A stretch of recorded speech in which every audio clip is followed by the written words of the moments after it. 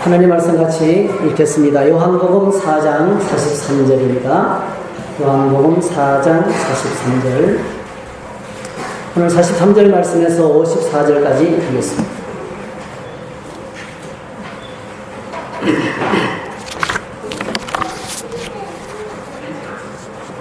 요한복음 4장 43절.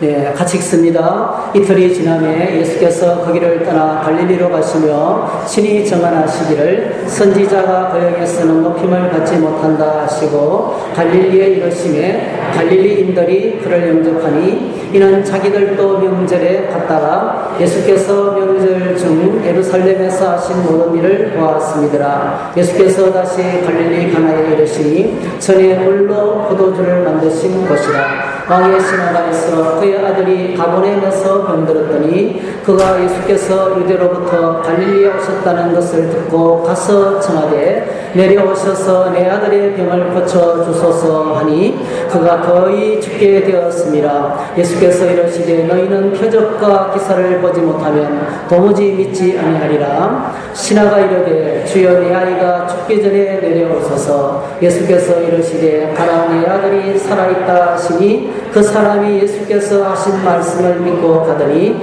내려가는 길에서 그 종들이 오다가 만나서 아이가 살아있다 하거늘 그 낫기 시작한 때를 물은즉 어제 7시에 열기가 떨어졌나이다 하는지라. 그의 아버지가 예수께서 내 아들이 살아있다 말씀하신 그때인 줄 알고 자기와 온 집안이 다 믿으니라. 이것은 예수께서 유대로서 갈릴리로 오신 후에 행하신 두 번째 표적이니라. 아멘.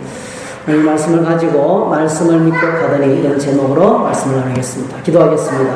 하나님 감사합니다. 무더운 여름철이지만은 이렇게 시원한 예배 공간을 허락하시고 국제정세가 상당히 어렵고 힘들지만은 우리에게 거룩한 주일 예배를 드리며 하나님께 나아갈 수 있는 은혜를 주셔서 또한 감사합니다. 하나님 아버지, 오늘 저희들이 살아서 하나님을 섬길 수 있음이 감사하고 여기 이 자리에 있음이 감사하고 또 주어진 모든 환경 속에서 저희들이 낙심하거나 좌절하지 않고 이렇게 믿음으로 하나님을 찾게 하시니 감사합니다.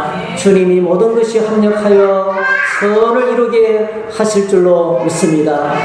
오늘 우리의 모든 인생의 무거운 짐과 염려를 다 주님 앞에 내려놓고 주님의 음성에 귀를 기울입니다.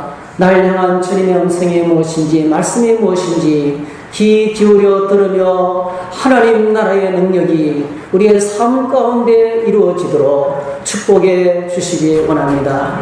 함께해 주시기를 소원하며 예수님의 이름으로 기도하옵나이다. 아멘. 네. 말씀을 준비하면서 한 성도의 간증을 들었는데요. 조금 먼저 나누고 싶습니다. 굉장히 은혜스러운 간증인데요.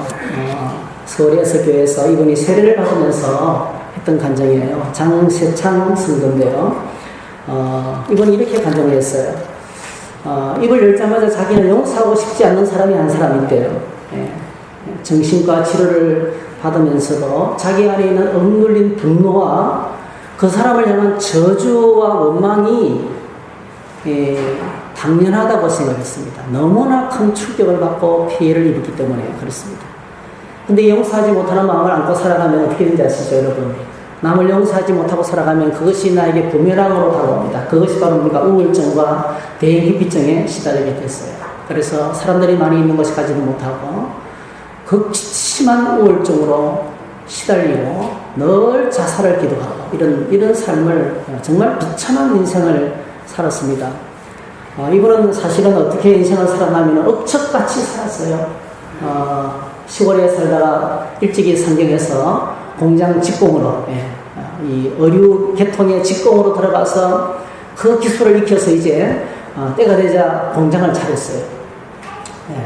법인 의류 회사를 살렸는데요. 놀랍게도 3년 만에 연매출 300억이 넘는 중소기업으로 성장시킨 거예요. 얼마나 주변에 많은 사람들이 이분이 이 성공에 뒤에는 수많은 사람들이 도왔습니다. 왜냐하면 너무 성실하고 너무 진실되고 너무 착하기 때문에 이분을 도와주는 사람이 주변에 너무 많았습니다.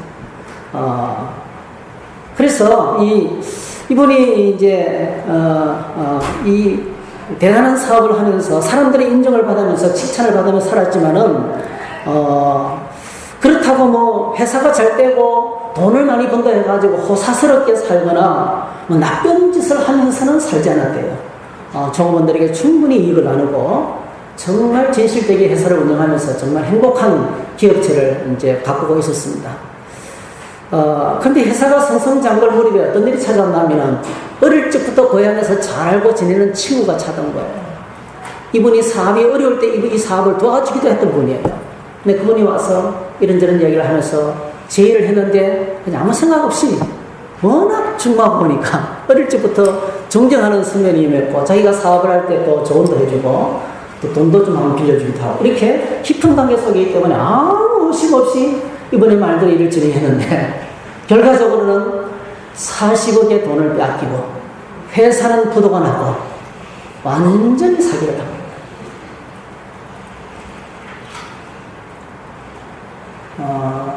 뭐 갑자기 이제 채무자들이 집으로 들어치고 어느 날 갑자기 이렇게 이제 알거지가 된 거예요. 알거지가 되고 엄청난 충격 속에 빠지게 되었습니다. 그래서 그때부터 어린 자녀들과 아내와 자신이 받은 이 충격은 말로도 할 수 없고 정신과 치료를 받지 않으면 안 될 정도로 그래서 사람이 제일 무서웠대요.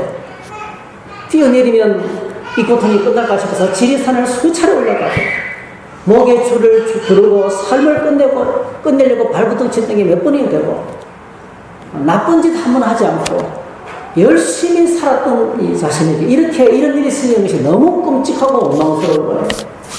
그러던 중에 이제 모임에서 알고 지내던 한 그리스도인의 초청을 받고 서울예수교회에 이 전도 집회에 간 거예요. 근데 이분은 이제 뭐 대형교회인데 사람들이 많이 모인 곳이 두려워서 잘 못 가는데요.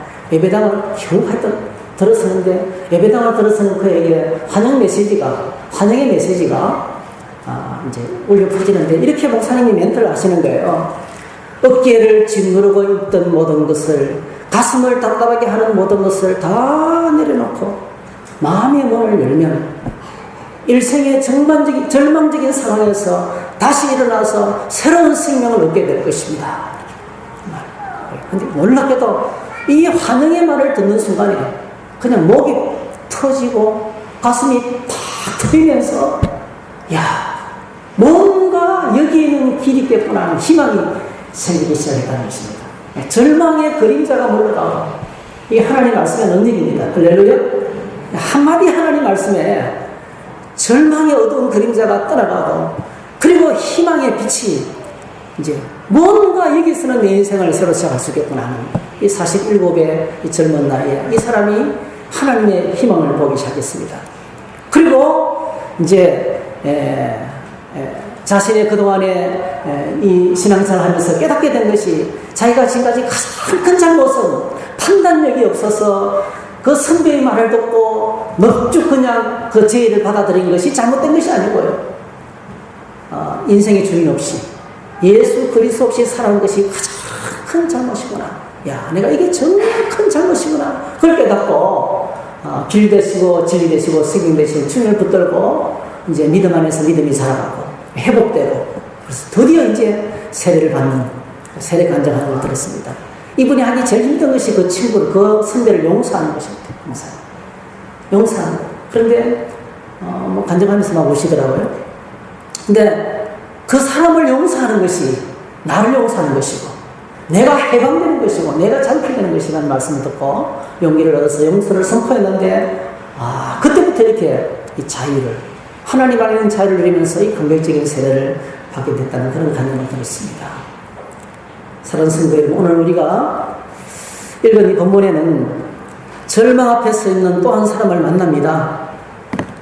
그는 왕의 신하였습니다. 갈릴리 호수가 내려다 보이는 기가 막힌 풍경을 자랑하는 가버나움에 언덕바지에 별장을 짓고 말 3마리가 이끄는 마차를 타고 예루살렘 왕궁에서 왕의 총애를 받으면서 섬기는 왕의 신하였습니다. 비단옷을 입고 맛난 음식을 먹고 엄청난 건수와 능력을 가지고 있는 절대 권력을 가지고 있는 왕의 신하의 삶이었습니다. 정말 성공한, 연매출 300억의 이 사장하고는 비교도 안 될 정도로 그 시대에 가장 성공한 사람이었습니다. 요즘 같으면 아마 대통령을 섬기는 고위직에 해당하는 그런 사람입니다. 그는 출세하고 성공한 사람이었고, 이렇게 사람들이 부러워하는 인생이었습니다. 그런데 이 왕의 신하가 만난 절망이 무엇입니까? 오늘 본문에 보니까 그가 만난 절망을 이렇게 소개하고 있어요. 예수께서 다시 갈릴리 가나에 이르시니 전에 물로 포도주를 만드신 것이라. 왕의 신하가 있어 그의 아들이 가버나움에서 병들었더니 그가 예수께서 유대로부터 갈릴리에 오셨다는 것을 듣고 가서 청하되 내려오셔서 내 아들의 병을 고쳐주소서 하니 그가 거의 죽게 되었음이라 했어요. 그의 아들이 병이 들었는데 모든 수단을 다 동원했겠죠. 모든 의원들, 모든 처방들 다 했지만 그냥 속수무책인 거예요. 그 아들이 지금 어떤 상태에 있습니까? 그가 거의 죽게 되었습니다. He was at the point of death. Lie at the dead point. 죽음 사경을 해내고 있는 거예요. 이제 죽어가는 거예요.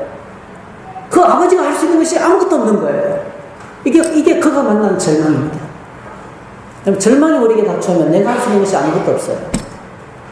내가 할 수 있는 것이 다 사라지는 것이 절망입니다. 죽음보다 무서운 절망이 있습니까? 죽음은 우리에게 모든 희망을 다 앗아가버립니다. 이 죽음은 희망의 구멍이 없습니다, 여러분. 어느 누구도 빠져나갈 수 있는 구멍이 없는 것입니다.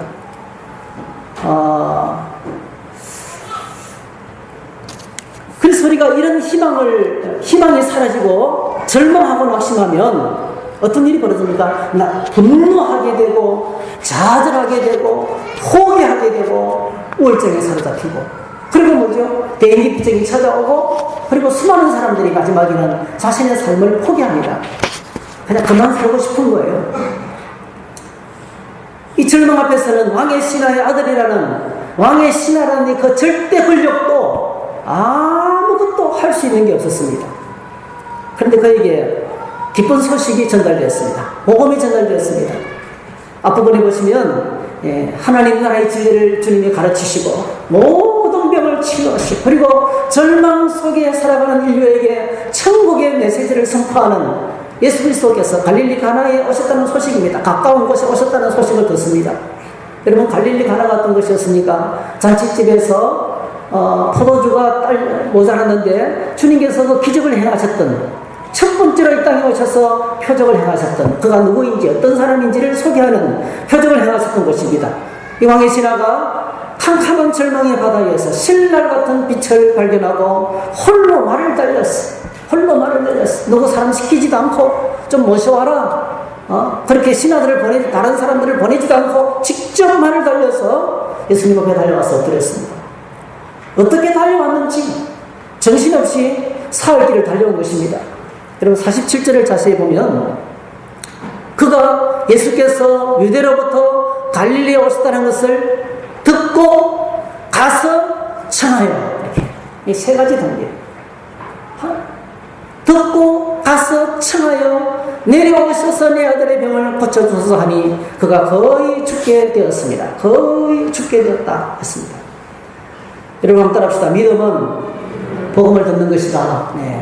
믿음은 하나님의 말씀을 듣는 데서부터 시작됩니다.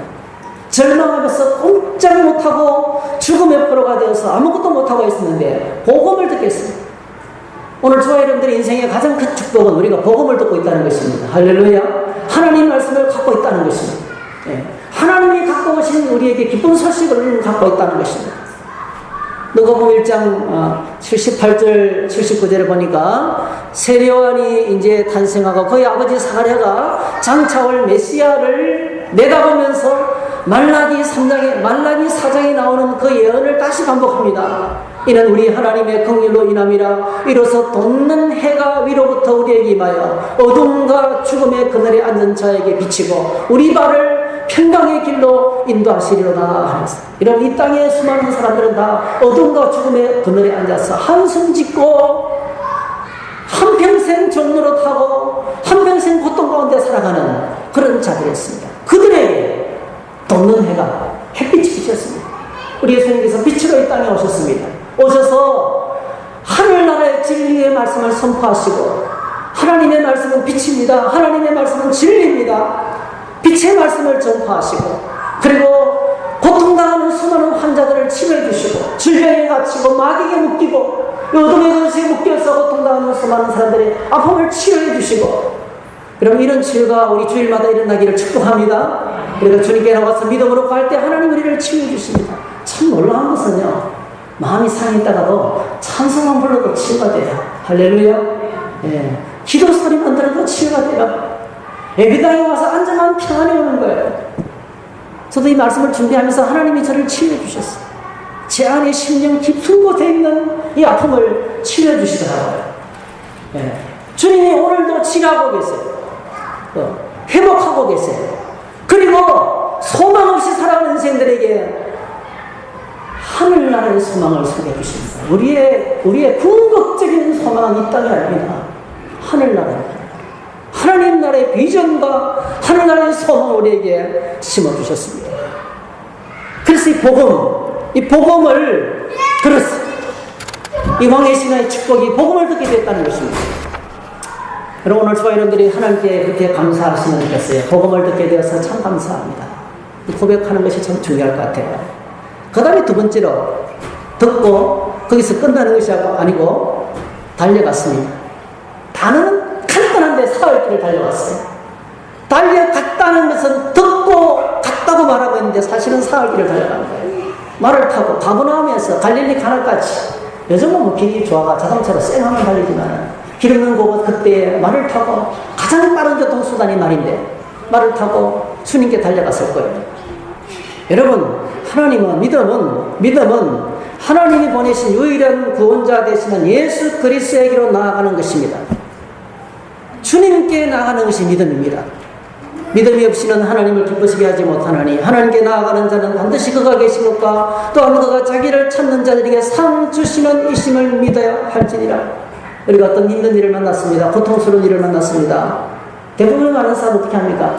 분노하고 낙심하고 좌절하고 사람들을 만나고 술 퍼먹고, 그리고 방탕의 세계로 나가고 그렇게 나갑니다. 근데 믿음의 사람은 모든 상황에서 주님께로 나가는 것입니다. 할렐루야. 그래서 나에게 믿음이 있는가 없는가 체크할 수 있어요. 어떤 일을 만났을 때 누구를 찾느냐는 것이죠. 누구를 찾고 누구 앞에 나가느냐가 중요합니다. 이 왕의 신하는 복음을 듣고 지체하지 않고 주님께로 달려갔습니다. 오늘 우리가 이런 주님께로 달려가는 믿음을 소유할 수 있기를 축복합니다. 그래서 이 복음을 듣고 달려가서 왕의 신하라는 높은 지위와 명예를 내려놓고, 그럼에도 불구하고 예수님의 소식을 듣고 먼 길을 달려갔습니다. 그리고 간청했습니다. 내려오셔서 내 아들의 병을 고쳐주소서. 따라합시다. 기도는 어렵지 않다. 기도는 어려운 게 아니에요. 기도는 그냥 단순합니다. 주님께 내 상황을 말씀드리면 돼요. 주님, 내가 지금 이런 상황이 있습니다. 어떻게 하면 좋겠습니까? 도와주세요. 내 상황을 누구 원망할 필요도 없어요. 분석할 필요도 없어요. 내가 생각하니까 아무리 이것 때문에 이렇게 된 것 같습니다. 그걸 해결해 주세요. 근데 분석할 필요가 없어요. 주님, 제가 이런 상황에 있습니다. 주님, 나를 도와주시기 원합니다. 그거 기도입니다. 기도는 그냥 간단하게, 너무나 명료하잖아요. 주님, 내려오셔서 하맨다운 내려오셔서 내 죽어가는 아들을 살려주세요. 예? 그를 일으켜주세요. 부탁했습니다. 왜 부탁했습니까? 주님은 죽어가는 사람을 살릴 수 있는 분이시기 때문에 그렇습니다. 할렐루야. 우리가 기도하는 주님은 우리의 기도를 들어주실 수 있는 분이십니다. 때때로 답답할 때가 참 많아요. 도와줄 능력이 없는데 도와달라고 하는 거예요. 그쵸? 나도 힘들어서 쩔쩔매는데 도와달라고 하는 거예요. 굉장히 고통스럽습니다. 여러분, 오늘 저와 여러분들이 기억하시겠어요? 인생은 도울 능력이 없습니다. 군대의 능력도 우리를 진짜 돕는 것이 아닙니다. 다윗이 하나님께 고백했어요. 나의 도움은 천지를 지으신 여호와에게서다. 할렐루야. 그래서 오늘 저희들이 문제를 만났을 때 정말 나를 도와줄 분에게로 나아가시기 바랍니다. 나의 도움은 천지를 지으신 여호와에게서다. 하나님께로 나가는 것이 기도고 믿음인 것입니다. 내 아들의 병을 들어주셨어. 그런데 신앙생활에 반드시 장애물이 나타납니다. 한번 따라합시다. 장애물을 극복해야 된다. 예. 장애물을 극복해야 된다. 예. 신앙생활에 반드시 장애물이 있습니다. 지난 주간에 보니까 세계 육상선수권대회에서 허들 경기, 예, 그죠? 장애 달리기죠, 장애. 허들을 뛰어넘는 육상 허들 달리기에서, 어디죠? 유명한 커피 나는데, 예. 자메이카에. 예. 자메이카의 한 친구가 1등을 했어요. 와, 정말 얼마나 대단한지. 그걸 보면서 제가 이래서 묵상했어요. 야, 그렇지. 장애는 뛰어넘으라고 있는 거지. 할렐루야. 문제를 만나면 주저앉으라고 있는 게 아니에요. 장애는 뛰어넘으라고 있는 거예요. 오르막을 올라가라고 있는 거예요. 오르막이 올라가면 바람 신나는 내리막이 있습니다. 여러분. 네? 문제가 있으면 그게 부딪혀 죽으라고 있는 게 아니에요. 하나님께서 우리에게 문제를 허락하시면서 뛰어넘으라고 있는 거예요. 문제는 뛰어넘고 산은 오르라고 있는 거예요. 산은. 그래서 오늘 저와 여러분들이 이 문제를 만났을 때, 이 장애를 만났을 때 장애를 뛰어넘는 것이 믿음입니다. 예수님께서 내 아들의 병을 고쳐주셔서 간청했는데 왕의 신하라는 높은 지위를 내려놓고 간청했는데 겸손한 거죠. 먼 길을 달려와서 간청했어요. 먼 길을 달려와서 간청했습니다. 겸손입니다. 겸손. 오늘 저희들의 문제가 있음에도 불구하고 기도의 보좌로 나가지 않는다는 것입니다. 하나님이 도와줄 것을 상을 차려놓고 하늘에 풍성한 식탁을 차려놓고 줄 준비를 다 하고 있는데 우리는 꺼내먹기를 싫어한다는 거예요. 뜻이 하늘에서 이루어진 것처럼 이 땅에 이루어지기도 해달라고. 하나님 하늘에서는 완전한 평화가 있는데 내 삶의 현장에는 평화가 없습니다. 하늘에는 풍성한데 여기는 부족한 것이 많습니다. 하나님 이곳에 주님이 임하시고 하나님 나라의 풍성한 복이 임하기를 원합니다. 기도하면서 하늘나라의 냉장고에 풍성한 음식을 갖다 먹으면 되는데 게으른 자는 돌적이가 문을 따라 도는 것처럼 손을 뻗어서 밥을 떠먹기를 싫어한다 했어. 그런 것 우리는 게을렀어. 네. 여러분 게으름은 7대 악 중에 하나입니다. 여러분 마태복음 25장에 보니까 악하고 게으른 자. 게으른 거하고 악한 것은 똑같더라고요. 악함과 게으름은 똑같아요. 기도의 보좌로 기도할 줄 알면서 기도하면 하나님의 은혜를 주시는 것을 분명히 알면서도 우리는 기도하기를 주저하고 있습니다. 이 왕의 신하는 강청함이 엎드렸습니다. 근데 예수님께서 왕의 신하의 말을 듣고 바로 거절했습니다. 바로 거절합니다. 예수께서 이르시되 너희는 표적과 기사를 보지 못하면 도무지 믿지 아니하리라. 이건 믿음이 없다는 뜻이에요. 쉽게 말하면 뭘 보여줘야만 믿는 줄 아느냐. 책망하는 것입니다. 책망. 그런데 이 왕의 신하는 포기하지 않습니다. 신하가 이르되 주여 내 아이가 죽기 전에 내려오셨어. 49절 다 같이 읽어봅시다. 시작. 신하가 이르되 주여 내 아이가 죽기 전에 내려오셨어. 사랑하는 성도 여러분, 기도하다가 문제를 만났을 때, 기도하다가 주님이 응답하지 않을 때 물러서지 마시기를 축복합니다. 끝까지 계속. 수로보니게는 개 취급을 받았어요. 그럼에도 불구하고 주여 옳습니다.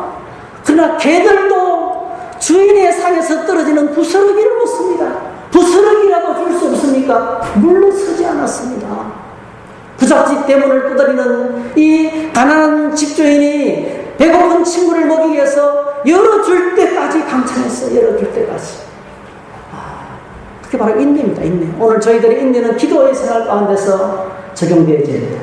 주님 오실 때까지 인내할 수 있기를 축복합니다. 주님 오실 때까지 인내하며 기도할 때 주님은 반드시 풍성한 은혜를 주시는 것입니다. 이 장애를 이겼습니다. 오늘 저와 여러분들이 신앙생활에 장애가 어떤 것이 있습니까? 그것이 뭐겠습니까? 주님께서 하나님 나라의 비유를 마태복음 13장에서 쭉 하면서 장애물들을 아주 분명하게 소개했어요. 우리 마태복음 13장 3절에서 8절 같이 읽습니다. 시작. 예수께서 비유로 여러 가지를 그들에게 말씀하여 이르시되 씨를 뿌리러 잡는 자가 뿌리러 나가서 뿌릴새 더러는 길가에 떨어지매 새들이 와서 먹어버렸고 더러는 흙이 얇은 돌밭에 떨어지매 흙이 깊지 아니하므로 곧 싹이 나오나 해가 돋은 후에는 타서 뿌리가 없으므로 말랐고 더러는 가시떨기 위에 떨어지매 가시가 자라서 기운을 막았고 더러는 좋은 땅에 떨어지매 어떤 것은 100배 어떤 것은 60배 어떤 것은 30배의 결실을 하였느니라. 아멘. 30배, 6배, 60배, 100배 풍성한 열매가 말씀으로 말미암아 있다는 것입니다. 그런데 우리의 신앙이 자라서 꽃을 피우고 열매를 맺는데 하나님의 복을 받아 누리는데 장애물이 있어요. 첫 번째가 뭐죠? 첫 번째가 씨앗을 뿌렸는데 씨앗이 길바닥에 떨어지는 것입니다. 길바닥.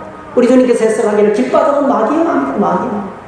길바닥에 씨앗이 떨어지면 그냥 새가 와서 쪼가쪼가 먹어버린다. 하나님의 말씀이 전파될 때 강력하게 마귀가 딴 생각을 집어넣고 말씀을 듣지 못하도록 하는 것입니다.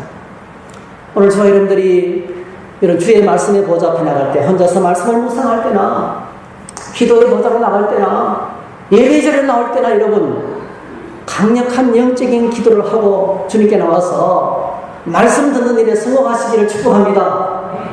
말씀 듣는 데 집중해야 돼요. 그래서 믿음이 들어가면 언제부터 믿음이 들어가냐면 말씀에 집중이 될 때부터 믿음 들어갑니다. 마귀가 말씀 듣지 못하도록 온갖 생각을 다 집어넣습니다. 우리 안에 지금 이 순간에도 집어넣습니다. 길바닥 마음, 악한 마음, 악한 마음, 악한 마음. 사람들이 다녀가지고 빤질빤질해졌어요. 거기에 씨앗이 심길 틈이 하나도 없습니다. 바로 같은 마음이. 두 번째, 그래서 오늘 저와 여러분들이 우리 자신을 바라보면서 이 사도 바울의 고백이 필요합니다. 사도 바울이 하나님 앞에 나와서 자신을 바라보면서 이렇게 고백했죠. 하나님의 은혜가 임하면 죄인인 내가 보입니다. 우리는 우리의 악함을 변명하고 합리화합니다. 하나님을 향한 가장 큰 완악한 마음은 불신과 교만입니다. 불신과 교만입니다. 어떤 문제를 만나면 문제를 저지르고 나서도 큰 소리만 멈춥니다. 저 북쪽에 있는 이상한 사람처럼. 나는 착한데 나를 배신하고 사기친 그런 때문에 내가 이렇게 됐다는 거예요. 사람 탓을 합니다. 환경 탓을 합니다. 정치 탓을 합니다. 그리고 부모를 원망합니다. 조상 탓을 합니다. 놀랍게도 은혜가 임하면 이렇게 하는 거예요. 내 안에 있는 죄를 봅니다. 지난주 수요일과 함께 묵상한 말씀인데요. 내 속 곧 내 육신에 선한 것이 거하지 아니한 줄 아노니. 로마서 7장 27절. 오라 나는 건강한 사람이로다. 이 사망의 몸에서 누가 나를 건져내라. 죄인인 내 자신, 썩은 냄새가 풀풀 나는 내 자신, 죽은 시체가 붙어있는 내 심령을 보는 거예요. 내 안에 선한 것이 없습니다. 하나님, 내가 정말 주님 앞에 죄인입니다. 나밖에 모르는 내 중심적인 사람이고 하나님 생각 전혀 하지 않고 모든 것을 판단하고 비판하고 정죄만 하고 나는 내 안에 죄가 가득합니다. 이 고백을 하는 거예요. 은혜가 임하면 그렇습니다. 이런 사람의 입에서 나오는 고백이 하나님 나라의 시작입니다. 마태복음 5장에 우리가 교동을 했죠. 심령이 가난한 자는 복이 있나니 천국이 그들의 것이며 애통하는 자는 복이 있나니 그들이 위로를 받을 것이며 그렇게 하셨어요. 첫 번째 장애물, 악함을 이겨야 됩니다. 두 번째 장애물이 있어요. 두 번째 장애물, 돌무더기입니다. 돌무더기. 밭에서 나와서 모아놓은 돌무더기. 그 위에 문제가 살짝 앉으면 씨앗들이 날라와서 풀과 꽃들이 함께 올라옵니다. 간간히 꼭지가게 알갱이도 떨어져서 싹이 나고 올라오지만은, 그러나 싹이 나고 자라는 것처럼 보이지만은 최근에 무서운 가뭄처럼 가뭄이 오고 뜨거운 태양이 내리쬐고 사막에 뜨거운 열풍이 불으면 그냥 말라버립니다. 그냥 파란 풀이 하얗게 말라버리는 거예요. 예수님께서 뭐라고 해석했습니까? 생활에 작은 어려운 문제들. 예수 믿고 교회 나오고 예배드리고 반짝합니다. 반짝. 예. 반짝. 믿음이 이제 들어가는가 싶더니요, 환난 때문에 핍박이 오고 어려운 문제가 생기면 견뎌내지를 못합니다. 왜 그렇습니까? 믿음의 뿌리가 깊이 박히지 않기 때문에. 믿음의 뿌리가 없기 때문에 힘든 것을 견디지 못하는 거예요. 환난을 이겨내지 못하는 거예요. 오늘 우리의 믿음이 환난을 이기는 믿음이 되시기를 축복합니다. 핍박이 와도, 고난이 와도, 환경이 어려워도, 사람들이 내 속을 뒤집어 놔도 주님을 바라보고 하나님께 나아갈 수 있는 사람이 되어야 됩니다. 그때 주님께서 우리를 치료하시고 회복하시고 돌무더기가 우리 안에 가득합니다. 그래서 오늘 저희들이 정말 신앙생활을 시작하면서 가장 시급한 일 중에 하나가 믿음 생활을 시작했으면 자꾸 여러분 양육훈련과 하나님 말씀에 보답해 나가는 훈련을 미루지 마세요. 훈련 미루면 나중에 말씀 위에 견고하게 쓰는 기회를 놓쳐버리면 환난을 이겨내지 못합니다. 아기가 태어나는데 가장 시급한 게 뭡니까? 빨리 탄탄한 몸으로 자라는 것입니다. 감기도 이기고 혼자 걷고 혼자 밥도 챙겨 먹을 수 있는 튼튼한 몸으로 쇠고기도 먹을 수 있고 가시가 있는 물고기도 먹을 수 있는 그런 장성한 사람으로 자라야 되는 거예요.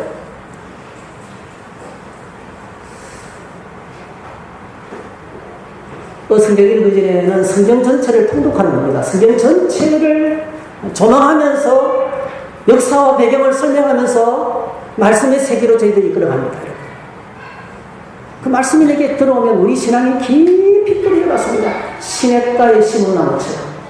시냇가에 심어진 나무는 그 뿌리가 물드는 데 내리기 때문에 가뭄이 와도 잎이 풀고 꽃이 피고 열매가 맺습니다. 하나님 말씀에 깊숙이 뿌리를 내리면 우리 신앙이 말씀 위에 뿌리를 내리면 환난이 와도 견고합니다. 말씀이 있는 신앙은 마태복음 7장 예수님께서 산상보의 결론을 말씀하셨죠. 비가 나고 바람이 불고 창수가 나도 떠내려가지 않습니다. 할렐루야. 이 떠내려가지 않는 신앙, 돌무더기 위에 있는 신앙은 아니라는 거죠. 그래서 저희들이 신앙생활의 방향을 정하셔야 됩니다. 신앙생활들의 생활에 목표와 방식이 성경적이어야 합니다. 말씀에 보답해 나가지 못하게 하는 것들이 얼마나 많은지 몰라요. 말씀에 보답해 나가지 못하게 하는 것이 얼마나 많은지 몰라요. 그래서 마귀는 결사적으로 우리에게 일거리를 줘서 시간 없다고 얘기합니다. 시간 없다고. 이러면 시간 없다고 말하는 사람 죽을 때까지 시간 없어요. 죽을 때까지 바쁠 거예요. 내가 결정을 하고 은혜의 보좌 앞에 나가기를 결단해야 됩니다. 아무리 바빠도 중요한 건 합니다. 내게 중요한 것은 합니다. 오늘 우리의 삶에 중요한 일의 우선순위를 수정해야 됩니다. 우리는 이 땅에 잠시 있다가 사라지는 그 기쁨, 잠시 있다가 사라지는 어떤 날을 위해서 얼마나 많은 에너지를 쏟아붓는데 하나님의 은혜를 위해서 시간을 들이려고 하지 않습니다. 말씀의 보좌 앞에 깊숙이 나가는 걸 위해서 시간을 내려고 하지 않습니다. 그냥 못한다고 단정을 지어버립니다. 아예 마음을 먹지 않습니다. 여러분, 돌무더기에 앉아있어요. 돌무더기. 그 다음에 세 번째 장애물이 바로 뭡니까? 가시떨기에 떨어지는 것입니다. 예수님께서 이렇게 번역하셔서 해석하셨어요. 가시떨기에 부러졌다는 것은 말씀을 들으나 세상의 염려와 재물의 유혹에 말씀이 막혀 결실하지 못하는 자였어요. 밭에 울타리, 가시나무로 많이 하죠. 제가 자라던 시골에서는 울타리를 주로 이제 텐주나무를 많이 심습니다. 그 나무 자체가 가시가 있기 때문에 자연스러운 철조망이 되는 거예요. 사람들이 접근할 수 없는 그런 밭이 됩니다. 그곳에서도 씨앗이 떨어지면 자라기는 자라지만은 그 가시의 기운에 눌려서 햇빛을 제대로 보지 못하기 때문에 잘 못 자라는 거예요. 저도 저희 집에 사과나무, 산수유나무 밑에 화분을 갖다 놓고 물을 모종을 하면 잘 안 크더라고요. 햇빛을 쨍쨍 받아야 잘 크는 거예요. 그늘 속에서는 잘 못 자라는 거예요. 그래서 그 그늘이 바로 뭡니까? 이 가시나무의 무서운 기운이 바로 뭡니까? 세속합니다. 세상의 무서운, 세상의 물질에 대한 욕심과 세상의 쾌락에 대한 욕구와 이것에 붙잡히고 나면 믿음이 성장할 수 없습니다. 오늘 엄청나게 많은 그리스도인들이 기가 막히게 양다리를 타고 있어요. 하나님 사랑하는 틈을 보이지만은 세상으로 똑같이 사랑해. 너무 심하게 삽니다. 너무 세상이 복 빠졌습니다. 세상 즐거움이 짜릿합니다.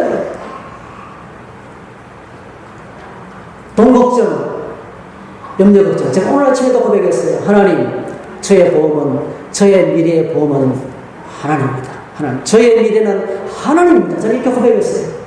저의 미래는 하나님입니다. 하나님이 저의 미래입니다. 고백했습니다. 여러분, 우리의 미래를 주님께 맡기시기 바랍니다. 내 삶의 필요를 하나님께 맡기시기 바랍니다. 하늘에 나는 새들도 하나님께서 먹이시고 들에 보잘것없는 그 들꽃도 하나님께서 입히시는 분이십니다. 하물며 너희일까 보냐. 하나님 우리를 먹이시고 입히시는데 염려, 걱정 이런 것들을 다 떨쳐버리고, 이것이 바로 뭡니까? 이것이 신앙생활의 장애물이라는 겁니다. 신앙생활의 장애물. 오늘 교회 안에도 수많은 장애물들이 있습니다. 여러분, 장애물들을 없애기 바랍니다. 무엇보다 기도해야 됩니다. 영적인 싸움을 해야 됩니다.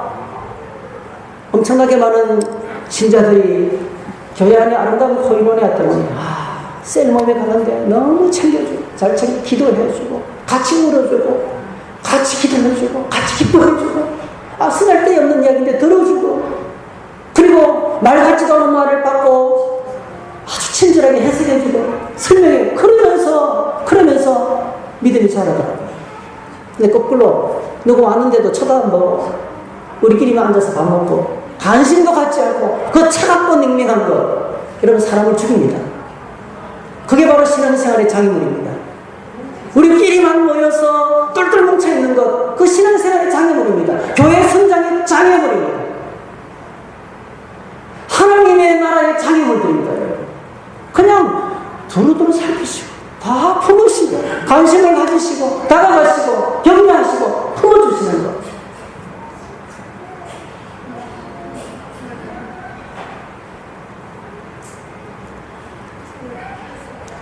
함께 먹고 대화하고 들어주고 울어주고 기뻐하고 이런 좋은 환경을 만드는 것이 아름다운 교회 환경을 만드는 것입니다. 그리고 이렇게 되면 가뭄에도 이길 수 있는 시냇가의 신민나무가 믿음으로 자라게 될 줄 믿습니다. 할렐루야. 장애물들을 이기시기 바랍니다. 옆 사람이랑 축복하세요.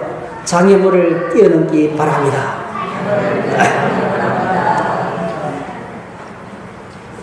아마 제일 큰 장애물들이 헌금이라든지 교회 안에서 부딪힘들일 거예요. 성적이 다르니까 다 다르잖아요. 부딪힐 수밖에 없어요. 그건 뛰어넘어야 됩니다. 그거 서로 용납해야 돼요. 그래서 사랑의 ABC에서 첫 번째가 용납하는 것입니다. 어답트. 용납하라. 있는 모습 그대로 받아줘. 그 사람 그런 사람이지. 그 사람 그런 분이지. 하나님께서 그렇게 만드시고 내가 어떻게 돼요?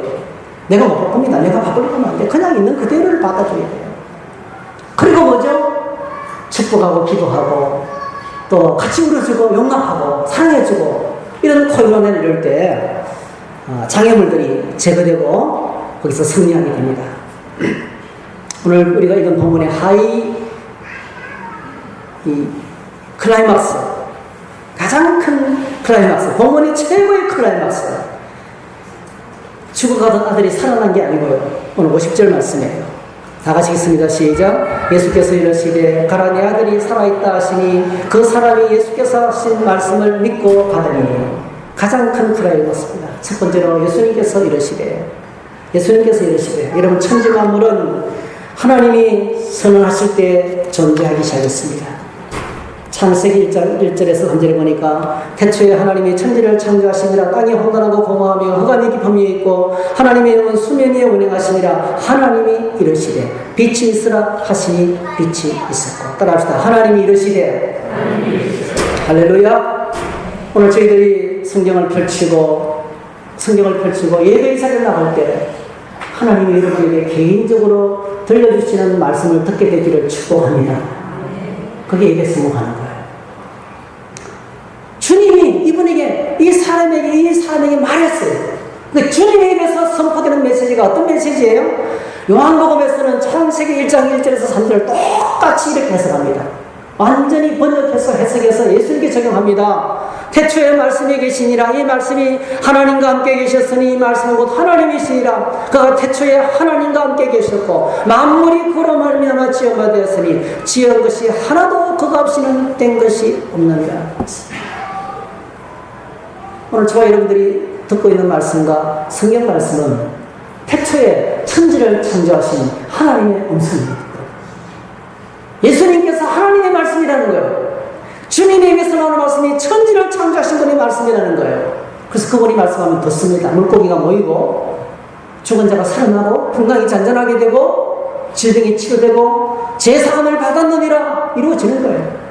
일어나 걸어라 되는 거예요. 예수님께서 오늘 선포하셨어요. 예수께서 이르시되 오늘 하나님께 나와서 우리가 가장 사모하며 기다려야 하는 것은 날 향한 주님의 음성을 기다리는 것입니다. 말씀 묵상의 가장 큰 원리, 말씀 묵상의 가장 큰 원리, 여러분 다른 거 다 내려놔요. 뭘 잘 몰라도 괜찮습니다. 말씀을 묵상하면서 가장 중요하게 생각하는 거 문법 몰라도 돼요. 그냥 단어 하나만 붙들어도 돼요. 단어만. 거기서 날 향한 주님의 말씀을 귀 기울여 듣는 것입니다. 경청입니다. 경청. 묵상의 원리에서 가장 중요한 것이 경청입니다. 경청. 여러분 경청 아시죠? 경청. 여러분 제가 늘 지적받는 거 저희 집에 여왕님이 계시는데요.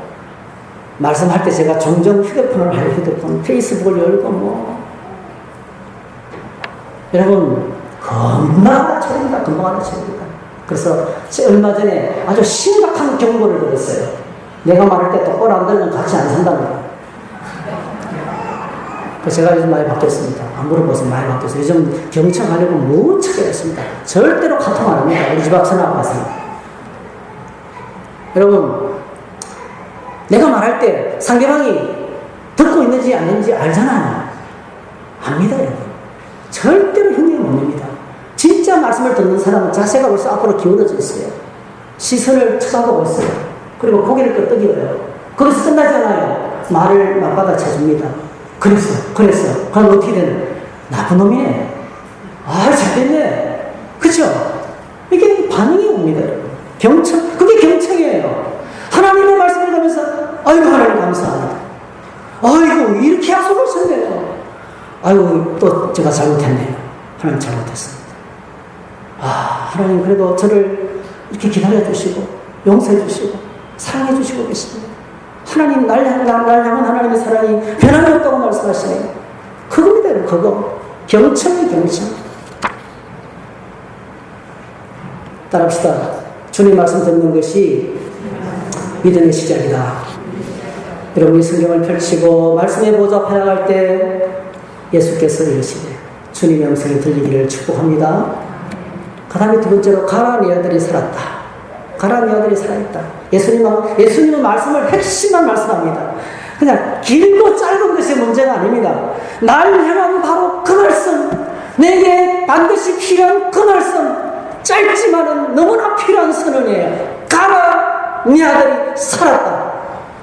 지금 이 왕의 신하에게 도덕적인 설교가 필요하겠습니까? 사람이 말이야 널고 물러다녀야 돼. 섬기며 살아야 돼. 베풀며 살아야 돼. 있을 때 잘해야 돼. 그런 거. 우리가 너무 진방 진리들. 공부 열심히 해야 내 인생이 펼치시겠지. 그런 것들. 심는 대로 거둔다고 열심히 심어. 그런 것들. 지금 왕의 신하에게 건세가 필요하겠습니까? 명예가 필요하겠습니까? 뭐가 필요하겠습니까?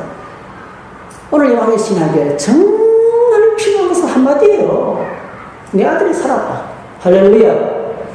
오늘 저희들 주님 보좌 앞에 나가면 내게 필요한 음성을 들려주십니다. 내게 필요한 그 말씀을 들려주십니다. 예수님께서 하셨어요. 가나안 아들이 살아있다. 한마디 말에 삶의 무거운 짐이 다 날아가 버리는 거예요. 치유가 임하고 회복이 임하는 거예요. 가슴이 뻥 뚫리는 거예요. 예? 우리 형제처럼, 애석의 우리 형제처럼. 그 삶의 무거운 짐에 짐 걸려서 죽을 것만 갖고 죽으려고 하고 있고 삶을 포기하고 살았는데 예배당을 들은 순간에 어깨를 찡그리는 모든 무거운 짐, 가슴을 압박하는 모든 무거운 것들 다 내려놓고 길 되시고 진리 되시고 승림 되시는 주님의 음성의 길을 기울이면 하나님께서 살려주십니다.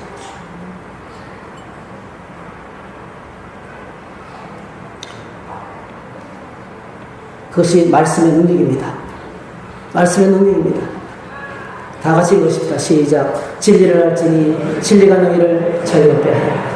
참 오늘 말씀이 참 감격스러워요. 여러 번 이야기했지만 우리 이랜드 대표이사를 지냈던 신현학 씨, 신갈래 전사님 등짝에 이따만한 암덩어리를 빼냈어요. 피부 외암이었어요. 오랫동안 삼성의료원에서 정기적으로 방문하면서 항암 방사선 수술 항암 방사선 치료를 받아갔어요. 이제 맨 마지막에 최종 점검을 받으러 갔는데 의사가 시키는 그대로 했어요. 아주 적극적으로 치료를 받았어요.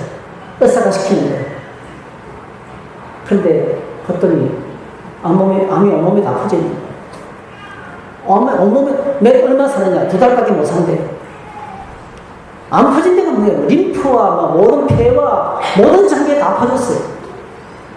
병원에 가서 방사선 치료를 받고 더 다시 수술을 하고 이러면 그 혹독한 치료를 다시 또 받으면 3개월은 살 수 있대. 그래서 이 선교사님이 하나님 정말 죄송합니다. 제가 하나님을 믿어야 되는데 의사를 믿었군요. 의사는 믿음의 대상이 아닙니다. 내가 하나님을 믿어야 되는데 의사를 믿었군요. 정말 죄송합니다. 그러면서 하나님 어떻게 하면 좋겠습니까? 하면서 말씀을 펼치는데 진리를 알지니 진리가 너희를 자유롭게 하리라. 하나님의 음성을 들려온 거예요. 가라 네 아들이 살았다는 말씀하고 똑같은 거예요. 말씀 안에 네가 사는 길이 다 있다. 말씀을 붙들면 내가 너를 치유해 주겠다. 할렐루야.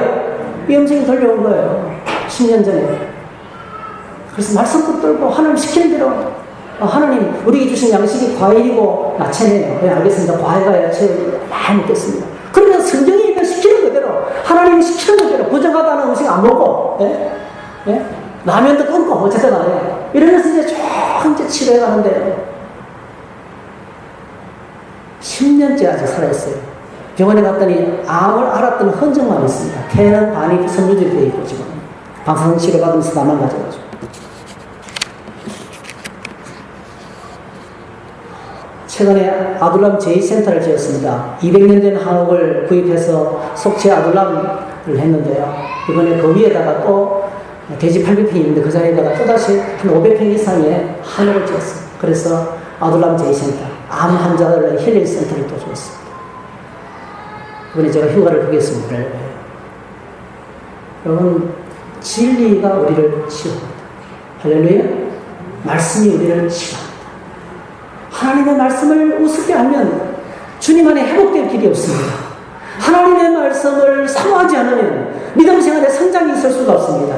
우리의 신앙생활은 아무리 고리타분해 보이고 아무 힘도 없어 보이지만 우리의 신앙의 생명은 말씀 안에 있습니다. 할렐루야. 하나님 말씀이 우리를 살려주신 것입니다.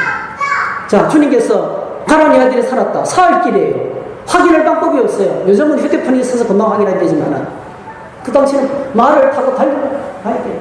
놀라운 일이 벌어졌습니다. 따라합시다. 말씀을 믿고 가더니 이게 진짜 믿음입니다. 확인할 수 없지만 믿고 갑니다. 확인할 수 없지만 주님이 말씀하셨기 때문에 믿고 가는 거예요. 말씀을 붙잡고 걸어가는 것입니다. 오늘날 엄청나게 많은 사람이 믿는다고 말하면서 아무것도 하지 않는 사람들이 많습니다. 기도도 안 합니다. 말씀 묵상도 안 합니다. 하나님 말씀도 가까이 하지 않습니다. 믿는다고 말하면서 마태복음 7장 20 나더러 주여 주여 하는 자마다 다 천국에 들어갈 것이 아니오 그랬어요. 입술로만 안 된다는 거예요. 그래서 이 문제를 심각하게 생각한 사람이 그 기도의 사람, 그 영원한 기도의 사람으로 유명한 야고보가, 예수님의 동생 야고보가 우리에게 들려주신 말씀이 이거죠. 너희는 말씀을 행하는 자가 되고 듣기만 하여 자신을 속이는 자가 되지 말라. 누구든지 말씀을 듣고 행하지 아니하면 그는 거울로 자기의 생긴 얼굴을 보는 사람과 같아서 제 자신을 보고 가서 그 모습이 어떠했는지 곧 잊어버리거니와 자유롭게 하는 온전한 율법을 들여다보고 있는 자는 듣고 잊어버리는 자가 아니요 실천하는 자니 이 사람은 그 행하는 일에 복을 받으리라. 누구든지 스스로 경건하다 생각하면 자기 혀를 재갈 물리지 아니하고 자기 마음을 속이면 이 사람의 경건은 헛것이라. 하나님 아버지 앞에서 정결하고 더러움이 없는 경건은 곧 과와 가부를 그 환난 중에 돌아보고 또 자기를 지켜 세속에 물들지 아니하는 이것이라. 야고보 사도가 우리에게 요구하는 세 가지 행동이 있어요. 첫 번째는 뭡니까? 어느 생활이에요? 어느 생활. 오늘 초여분의 어느 생활에 하나님 은혜가 임하기를 축복합니다. 말이 자꾸 새로워져야 돼요. 축복하고 불평하고 원망하고 판단하고 비판하고 저주하고 뭐 그렇지 않고요. 그냥 축복하시고 그냥 격려하시고 그렇게 고생하셨다고 그러시고 예? 그렇게 자꾸 이 언어가 자꾸 축복의 언어가 되고 그래야 제사장 사역을 감당하게 되는 것입니다. 두 번째는 바로 뭡니까? 여기 보시면 고아와 가부를 그 환난 중에 돌아보고 고통당하는 수많은 사람들을 돌아볼 수 있는 사람이 있습니다. 이것이 하나님께서 요구하시는 행동입니다. 고통당하는 사람 나만 행복해서 돼서는 안 된다는 거예요. 지역 이주의, 개인 이주의 안 된다는 거예요. 함께 더불어 같이 잘 사는 사회를 만들어가야 된다는 겁니다. 그리고 마지막으로 한 것이 세속화되지 않은, 세속에 물들지 않는 믿음. 아무리 세상이 휘황찬란해도 그 세상의 마음을 뺏기지 않고 내 자신을 지키는 이것이 믿음의 행동이라는 것입니다. 그래서 저희들이 말씀을 듣고 행하고 있는지 내가 행해야 될 빈건이 무엇인지를 체크할 때 내가 정말 믿는 사람인지 진짜 믿음은 페이스 미디어입니다. 믿고 가는 거예요. 믿고 말씀 붙들고 가는 거예요. 확인되지 않았지만은 하나님이 말씀 붙들고 가다 보면 확인시켜 줍니다. 할렐루야. 그래서 이렇게 결론이 나죠. 결론.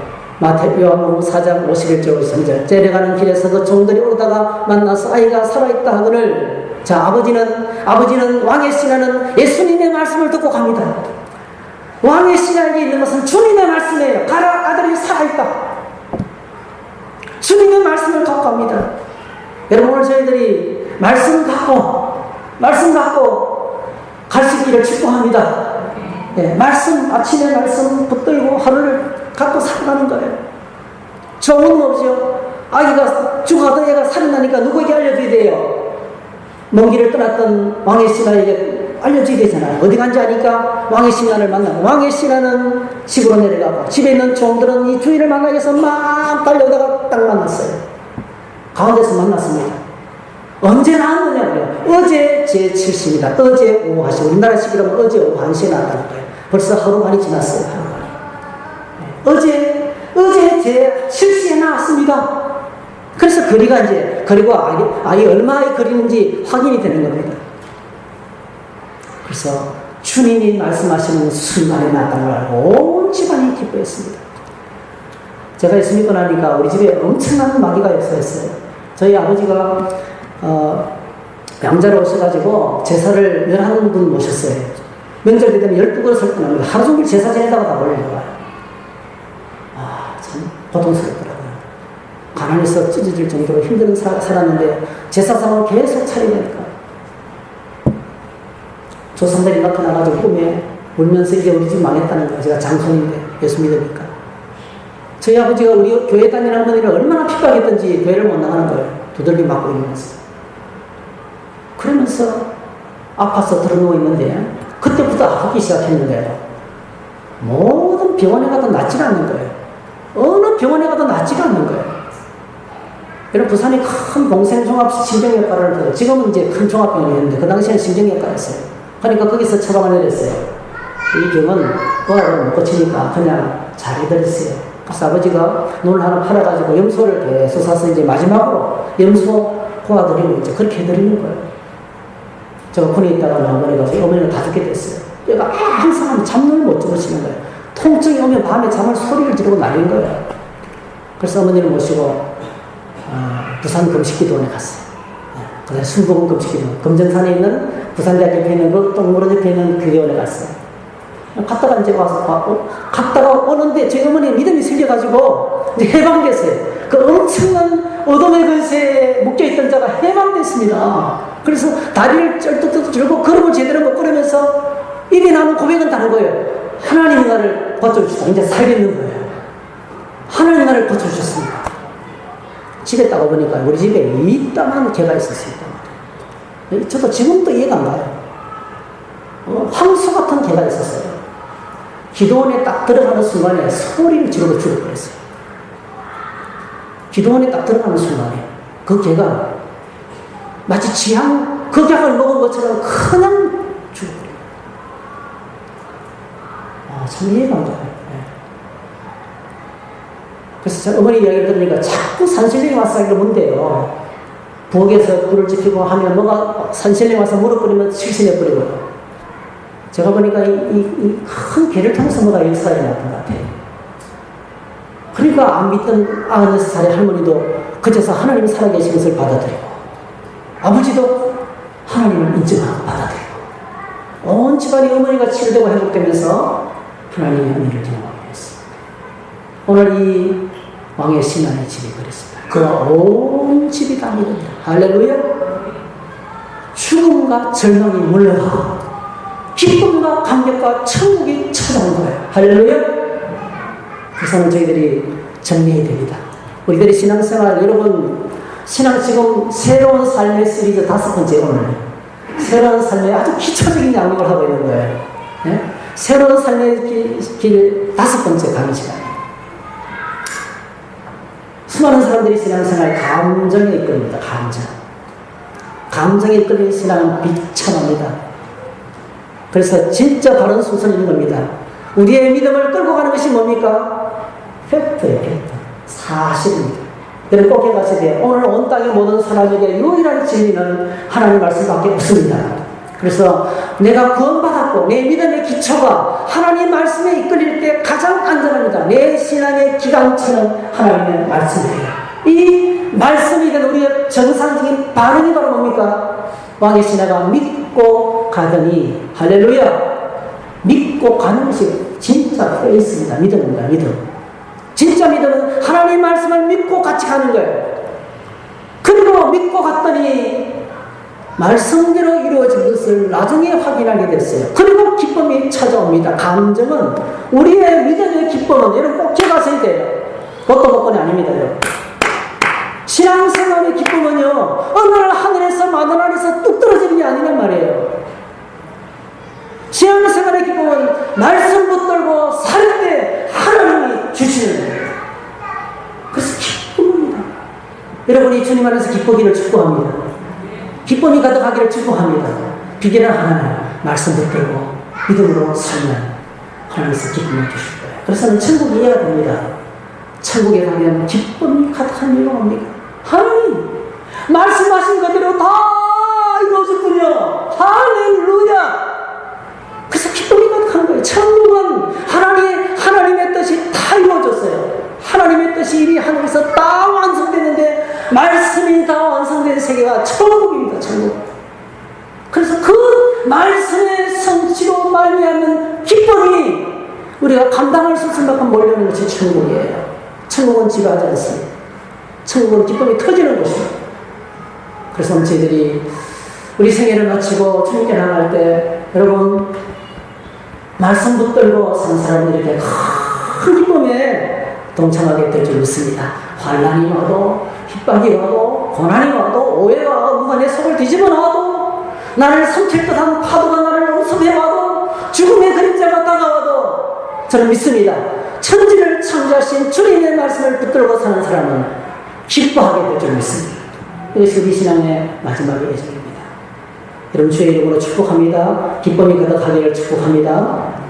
할렐루야. 함께 일어나서 찬양하겠습니다. 찬송가 435장.